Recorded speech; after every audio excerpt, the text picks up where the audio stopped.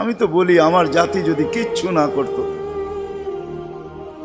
সারাদিন পরে ঘুমানোর সময় যদি হাত দুইটা উঠায় চোখের একটু পানি ছেড়া বলতো, মালিক এত বড় সংসার, এত যাই ঝামেলা সব সামনে নিয়ে সারা দিন তোর কাছে আসতে পারি নাই, এখন ঘুমাইতে চললাম, সকালে যদি উঠাস তাইলে উঠবো, নাইলে চির নিদ্রা হয়ে যাবে।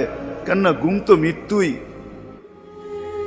ঘুম তো মারা যাওয়াই, নাইলে ঘুমের থেকে ওঠার দোয়া এটা কেন হবে? আলহামদুলিল্লাহিল্লাযী আহইয়ানা বাদা মা আমাতানা ওয়া ইলাইহিন নুশুর।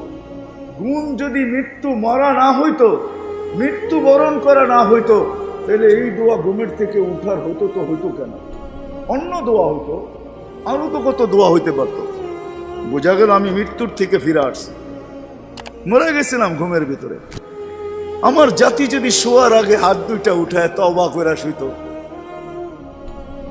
নারী পুরুষ নির্বিশেষে, এইখানে তো এই বিশাল ওই মাথা পর্যন্ত একজনও পাওয়া যাবে কিনা যে ডেলি আমি ঘুমানোর আগে কমসে কম একটু হাত উঠায় তওবা করে হইলেও ঘুমাই, আল্লাহকে বইলা ঘুমাই, আল্লাহ যেমন করার ছিল সারাদিন করতে পারি নাই, যেমন পড়ার ছিল পড়তে পারি নাই, তোমার দিকে ছুটার ছিল ছুটতে পারি নাই, আমি কিন্তু মাপ চায় ঘুমাইতেছি। যদি উঠায় নাও ঘুমের ভিতরে, তাইলে ওদের অন্তর্ভুক্ত করো যাদের ব্যাপারে তুমি নিজেই কোরআনে বলছো ইউহিব্বুত তাওয়াবিন ওয়া ইউহিব্বুল মুতাতাহহিরিন। তুমি তওবাকারীকে ভালোবাসো, আমাকেও ভালোবাসার চাদর দিয়া ডাইবেন। আমার জাতি যদি ঘুমানোর সময় একটু তওবা করে ঘুমাইতো, একজনও তো হাত উঠাইতে পারবে না যে আমি ঘুমানোর সময় ডেলি তওবা করে ঘুমাই, তওবায় আমি অভ্যস্ত।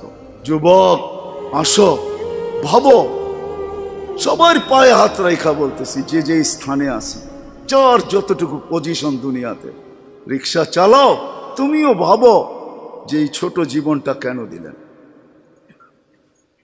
বাবা উচিত কেন দিলেন? ওই জান্নাত পাওয়ার জন্য দিলেন। বলে আপনি কি করে বলেন? এই জন্যই বলি, কেন আমাদের যাত্রা জান্নাত থেকে, আমরা জান্নাতে যাব। আদম আলাইহিস সালাম জান্নাত থেকে যাত্রা শুরু করছেন, আবার উনি ফিরা জান্নাতেই যাবেন। আমাদেরকে যদি আল্লাহ জান্নাত না দিবে, তাহলে মুসলমানের ঘরে আমার অস্তিত্ব দিল তো দিল কেন? আমি তো ডিমান্ড নোটও করি নাই, আমি তো আল্লাহর কাছে চাইও নাই, আমি তো আল্লাহর কাছে অনুরোধও করি নাই। আল্লাহ সদ ইচ্ছায় আমাকে মুসলমানের ঘরে পাঠাইছেন। দুনিয়াতে পা রাখতে দেরি, আজান একামতের ধ্বনি আমার কানে আসতে দেরি হয় নাই, কিন্তু সব সত্য।